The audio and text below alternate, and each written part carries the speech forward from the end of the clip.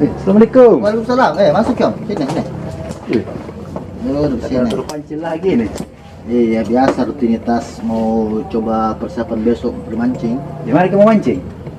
Itu di Danau Mawang.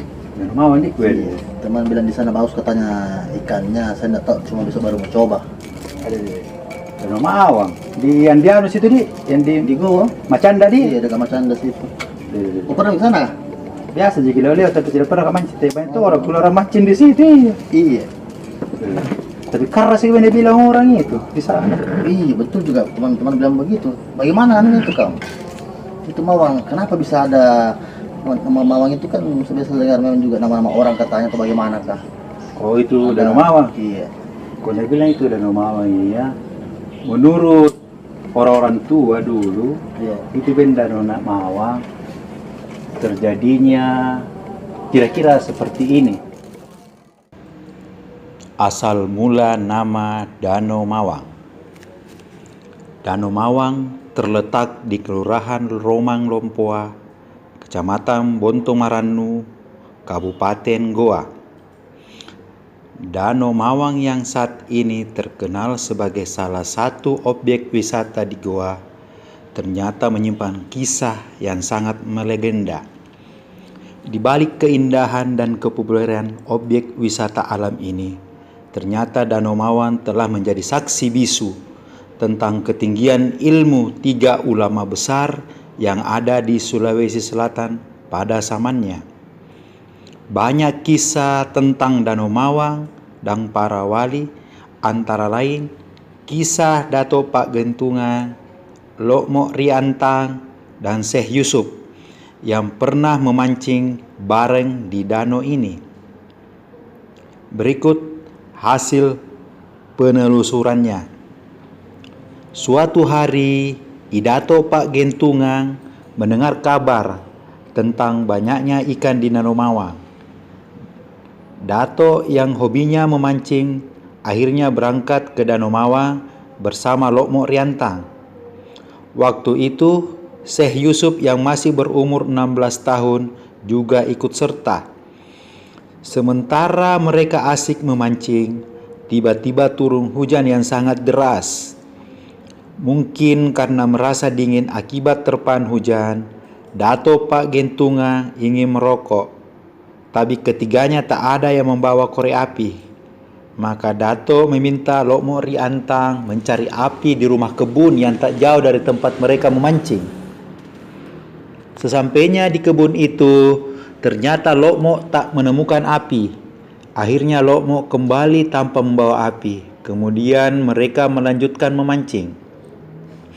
Dengan ilmu yang dimiliki oleh Dato Pak Gentungan, dia memberiarkan rokoknya terkena hujan yang mengalir dari capingnya, atau semacam saraung dalam bahasa Makassar, tutup kepala yang terbuat dari anyaman daun nipah. Ajaibnya, rokok itu pun terbakar. Kemudian hal itu disaksikan oleh Lokmo Riantang dan Syekh Yusuf. Lokmo malu meminta api kepada Dato, yang merupakan kakaknya dalam hal spiritual keagamaan. Lokmo memilih menunggu petir menyambar untuk menyulut rokoknya. Pada saat petir menyambar, Lokmo kemudian membakar rokok pada cahaya petir tersebut.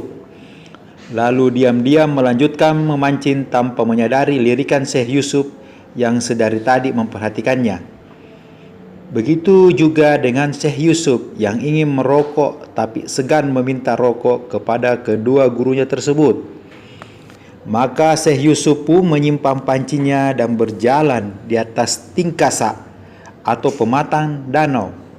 Selanjutnya Syekh Yusuf menenggelamkan tangannya yang sudah memegang rokok ke dalam air sebatas pangkal lengannya.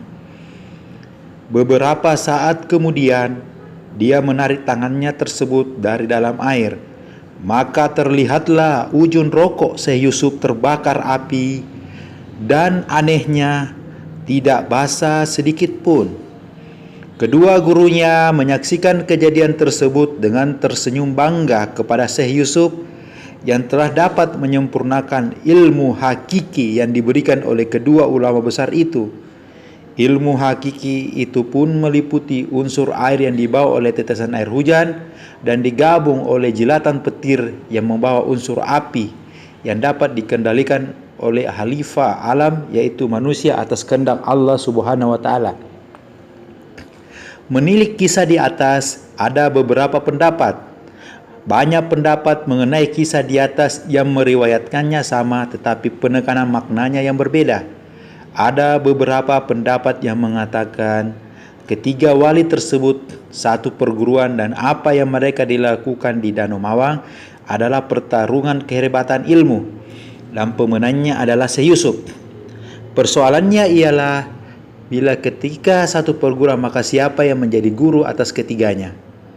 Haji Jamaluddin Paramma Den Jaga, salah satu keturunan Syekh Yusuf dari istrinya Daini Sanga, membeberkan fakta bahwa Syekh Yusuf pada kejadian di Danau Mawang masih berumur 16 tahun, sedangkan Lokmo Riantang berumur 50 tahun. Dato Pak Gentungan lebih tua lagi. Umur 18 tahun, Syekh Yusuf berangkat ke Banten, meninggalkan Makassar dan tak pernah kembali. Jadi menurut fakta yang didapatkan, Lokmo Riantang dan Dato Pak Gentungan saat itu sedang menyempurnakan ilmu Syekh Yusuf. Kejadian itu bukan pertarungan ilmu, tetapi pembelajaran ilmu hakiki yang diberikan oleh Dato Pak Gentungan dan Lokmo Riantang, urai Den Jaga, sembari menyodorkan buku-buku karyanya tentang Syekh Yusuf. Dari kejadian tersebut di atas timbul perkataan yang mengatakan Ammawang ngasengi pak ngisenganga. Muncul semua ilmunya. Dan dari kata ammawang atau terapung, maka danau tempat mereka memancing itulah kemudian disebut Danau Mawang. Danau Mawang dulunya tidak seluas sekarang. Dulunya hanya merupakan sebuah rawa tempat memancing. Sebelum didatangi oleh ketiga wali tersebut, inilah salah satu versi tentang asal mula penamaan Danau Mawang, selain beberapa versi tentang asal usul nama Danau Mawang. Wallahu bisawab. Ceritanya itu Om. Gitu, Danau Mawang. Iya. Jadi itu Danau Mawang, begitu tadi ceritanya.